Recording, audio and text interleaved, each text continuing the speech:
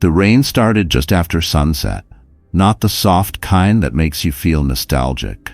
No, this rain was cold, metallic, and aggressive. It battered the windows of my cottage like fists, hurling water sideways in sheets, blurring the world beyond the glass into something unknowable. I had just finished my tea, curled up in my grandmother's old reading chair, a quilt tucked around my legs, book in hand. The fireplace snapped gently beside me, casting flickering light over the wooden walls. The cottage sat deep in the woods, 2 miles from the nearest neighbor, an old hunting cabin I hadn't seen anyone use in years. I liked it that way. Peaceful, predictable, safe. At least it used to feel that way. The call came at 8:12 p.m. The landline, an old rotary phone mounted to the wall, startled me with its sharp, sudden ring. No one ever called it. No one but Claire. But Claire was dead. Had been for 6 years. I froze. The fire crackled, wind screamed, the phone rang again, then again. I answered. Hello? A pause, then static. Wet, gurgling static, like the sound of breath underwater. Then, Ava? It's me. My throat tightened. Claire? The static deepened. Please let me in. The line clicked, and someone knocked on the front door. I didn't move. Just sat in the chair, heart pounding, eyes fixed on the door beyond the living room archway. 3 knocks, soft, measured. I waited for a voice, for footsteps. For anything that made sense. Nothing. Only the fire, and the storm, and the memory of Claire's voice. She died in a car accident 6 years ago. I was supposed to pick her up that night. She had called me, slurring, crying, after fighting with her boyfriend. I was late. The rain was heavy that night, too. By the time I reached the intersection off Route 9, her car had already flipped, crushed like a beer can beneath a jackboot. They said she died instantly, but her phone had kept ringing, and when I finally picked up, there was only static. Another knock. Harder this time. I stood, the quilt falling to the floor. My feet were bare on the cold wood. Each step toward the door felt weighted, like gravity had thickened. I peered through the peephole. Nothing but rain. And yet, another knock, inches from my face. I backed away. The firelight behind me flickered erratically, casting tall, twitching shadows. Then the phone rang again. I jumped, snatched the receiver. Claire? Her voice was clearer this time. Ava, it's so cold. Please, let me in. Where are you? I'm right outside. I'm so tired.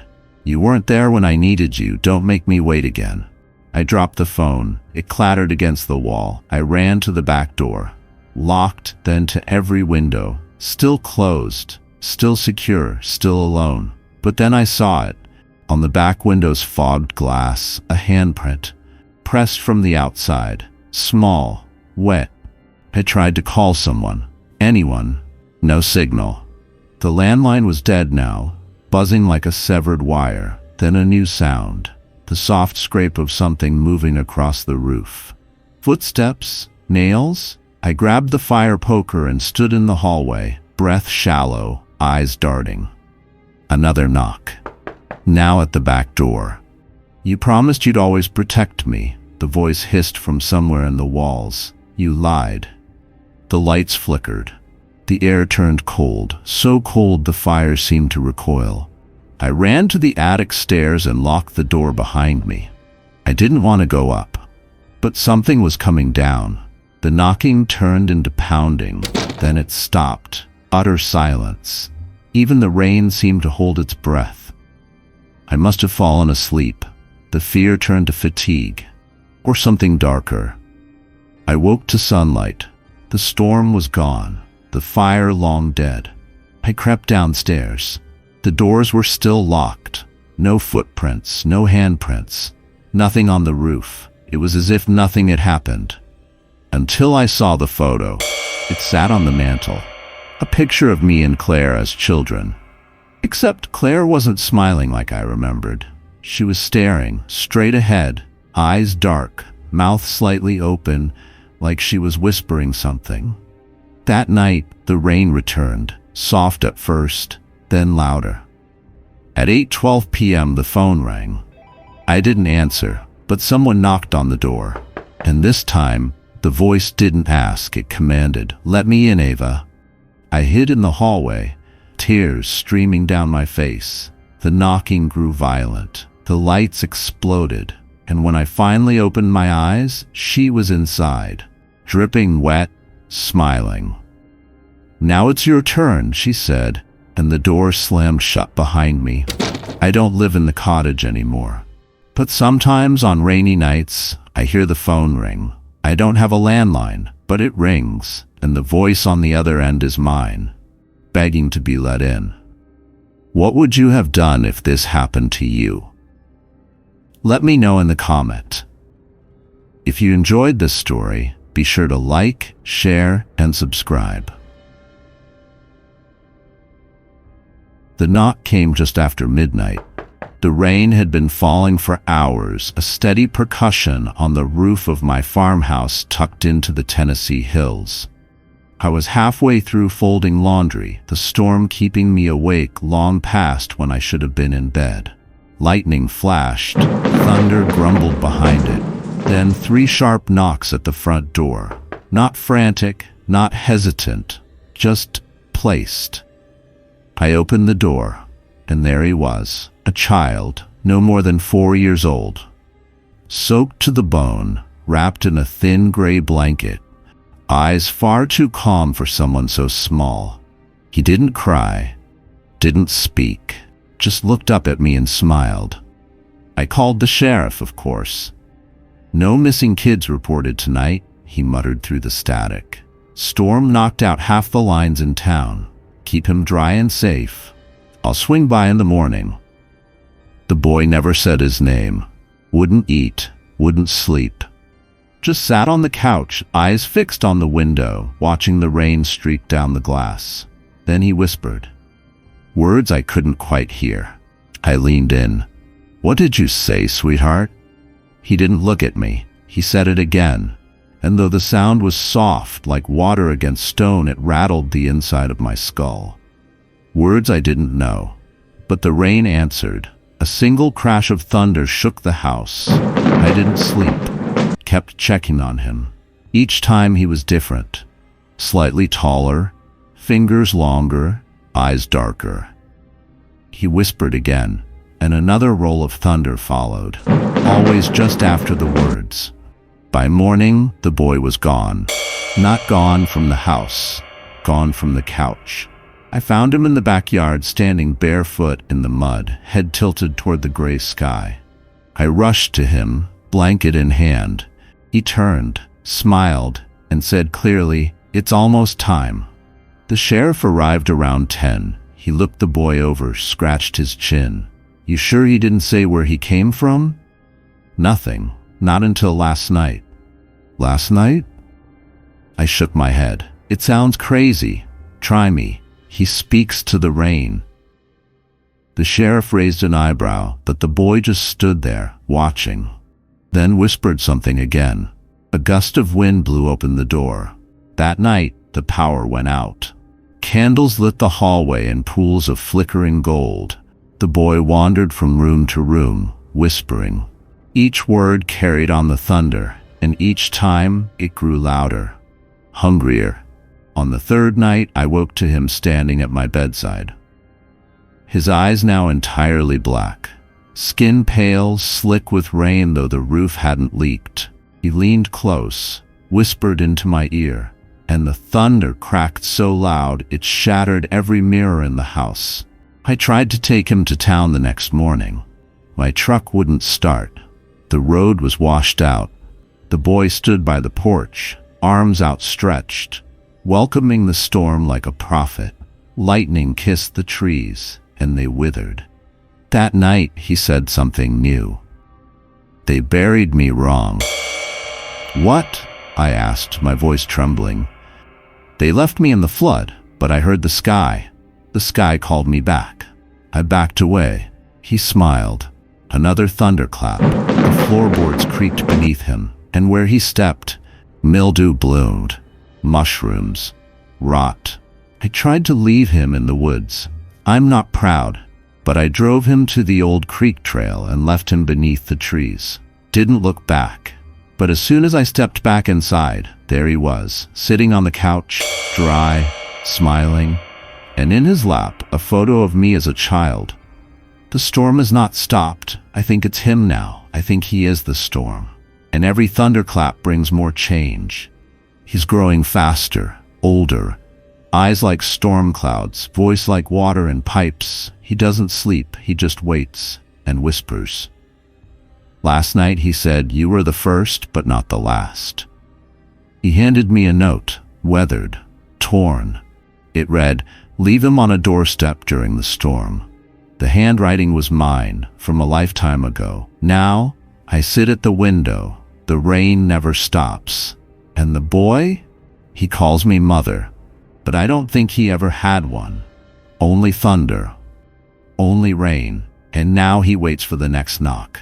Because it's not just a storm anymore, it's a cycle. And someone new is about to open their door. The house hadn't changed. That was the first thing I noticed when I pulled into the gravel drive, wipers struggling against the sheets of rain.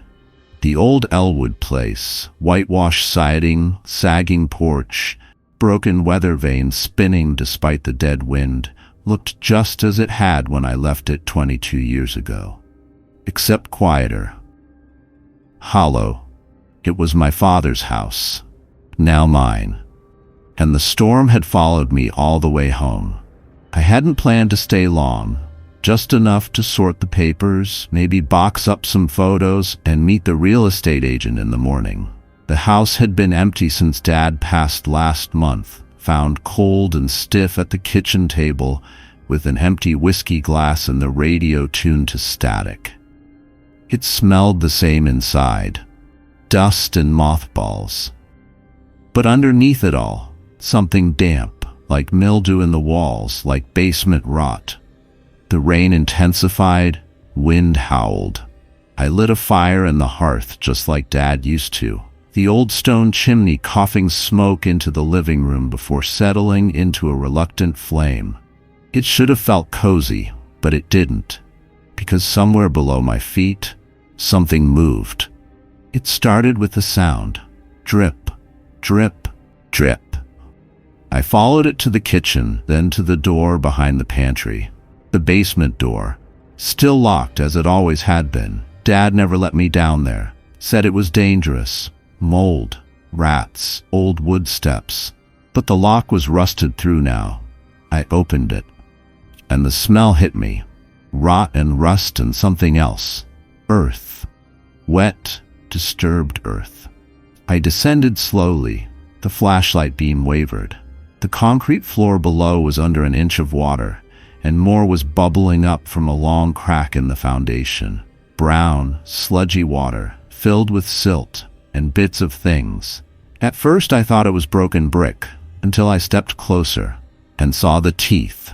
Not just one, a row, jutting from the soil like corn kernels. I gagged, stumbled back up the stairs, but the water was rising. And now it followed me, seeping up between the floorboards, warming the air with its breath. That night, the storm grew louder. I tried to sleep in my childhood room, but I kept hearing it, sloshing, knocking beneath the bed. And when I turned on the light, my footprints were wet.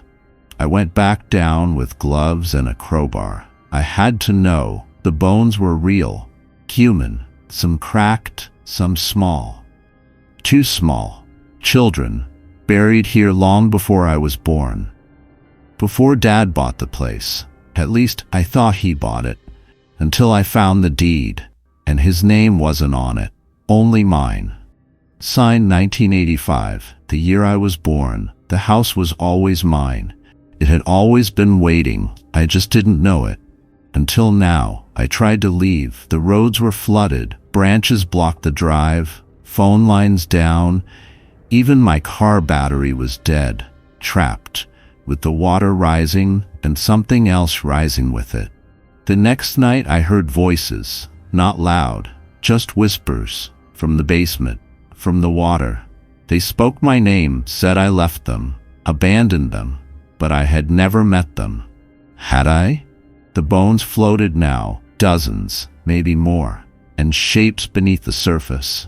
Children with empty eyes, hands like reeds, hair floating like kelp.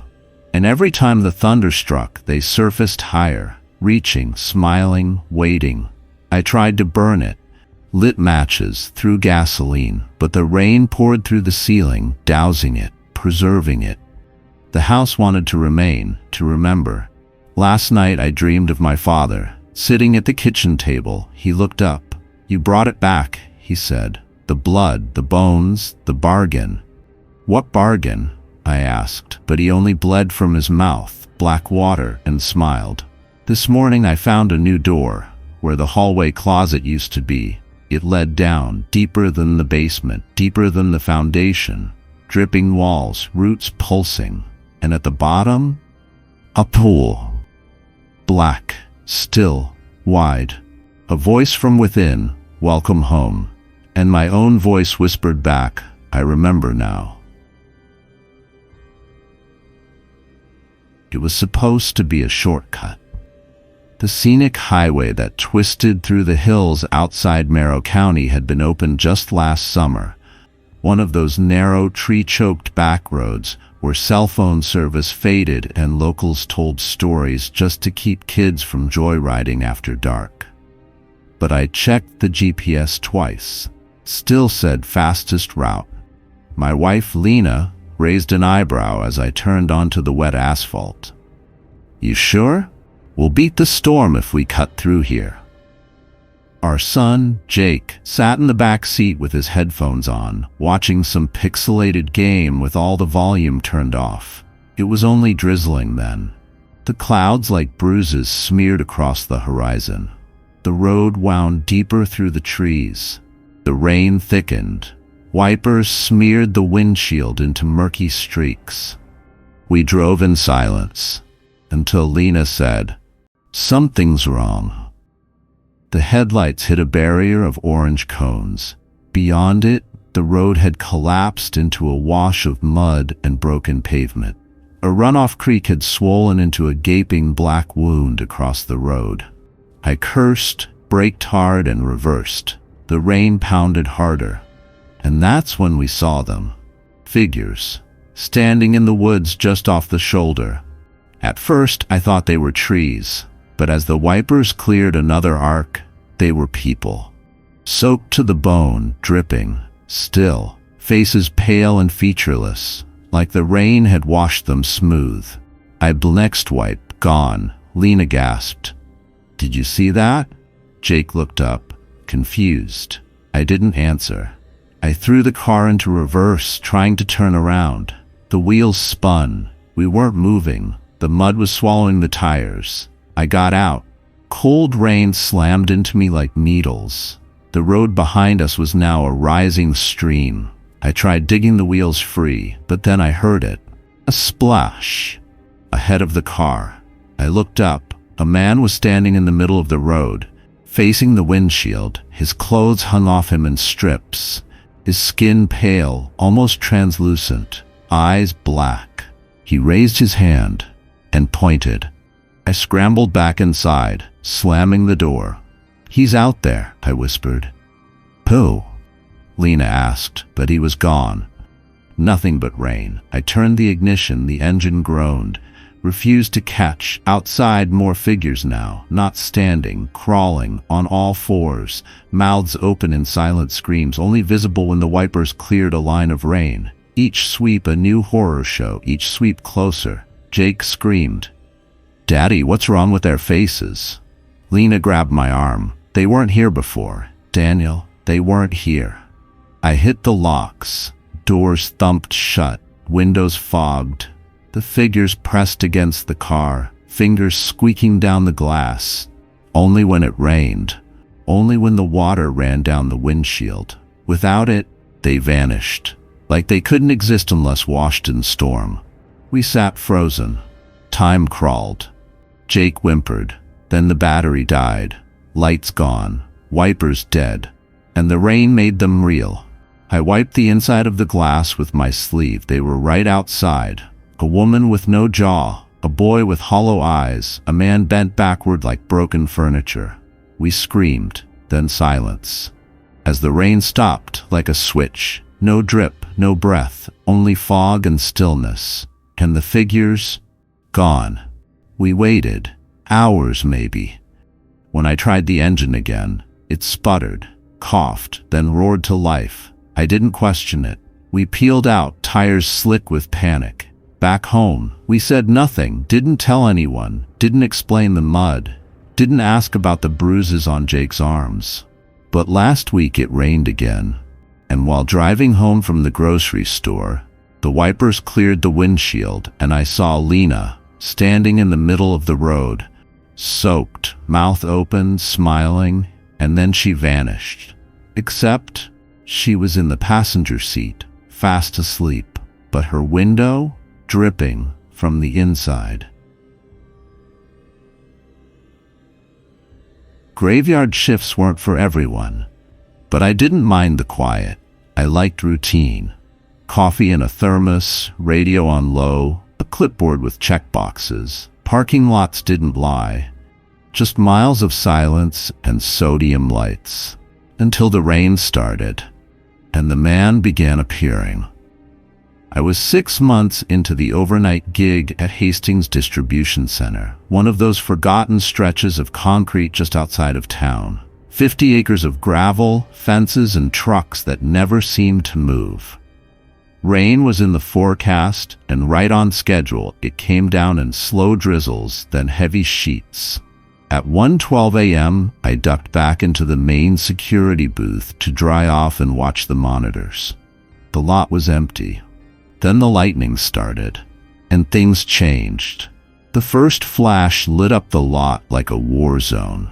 In the corner of the screen by loading dock C3, a man, just standing there, facing the booth, no umbrella, no movement, just drenched in floodlight. When the flash ended, the camera flickered. He was gone. I blinked, rewound the footage. Nothing. Must have imagined it. But then another strike. Closer. And the man was back. Closer now. 20 feet forward, same posture, same direction, still as stone. I grabbed my flashlight, stepped out. The rain hit like cold nails. "Hey!" I shouted. Lightning cracked. The lot flared white. The man was now beside the truck bay, closer. Still no movement, no footsteps, only appearing between strikes. I started breathing faster. I called it in. "Dispatch, this is Unit 9, possible intruder on the east lot, requesting backup." Static, only static. Thunder rolled. My radio hissed, then clicked off. I was alone. I returned to the booth, locked the door, turned every floodlight to max, checked every feed. Nothing. Then lightning again. And there he was, right at the gate. Pressed against the chain-link fence, head tilted, smile wide, teeth long, too long. The lights flickered. The monitors blurred. When they came back, the man was gone. But the gate creaked open, even though it had been locked, even though I'd heard no footsteps, only the rain. I grabbed the emergency keys. My hands shook. The air smelled like copper and ozone, the kind of smell before lightning strikes too close. Another flash. He was in the lot. Walking, placed. Each strike he'd moved again. Now 10 feet from the booth, dripping, smiling. I drew my weapon. "Don't move." The lights failed. Total black. The next lightning flash exploded so close it rattled my teeth. And in that flash, he was right outside the window, pressed against the glass, grinning. The power came back. He was gone. But the window pane was wet. From the inside, I ran outside, searched everywhere. Nothing. Except muddy footprints, leading around the booth, then circling, then vanishing. 3:47 a.m., more lightning. He was back. this time in front of the security camera, staring into it. And this time, the camera didn't glitch. It stayed on him. Even after the lightning stopped, he kept staring and smiling. The footage never showed him walking, only appearing, always closer, until the last clip, where the camera in the booth caught him inside, standing right behind me. But I never turned. I never knew, until I watched it play back. Now the rain never stops, and the lightning never really leaves. And when it flashes, he moves. He gets closer. And I'm not the one inside the booth anymore. I'm outside, in the lot, still waiting, smiling.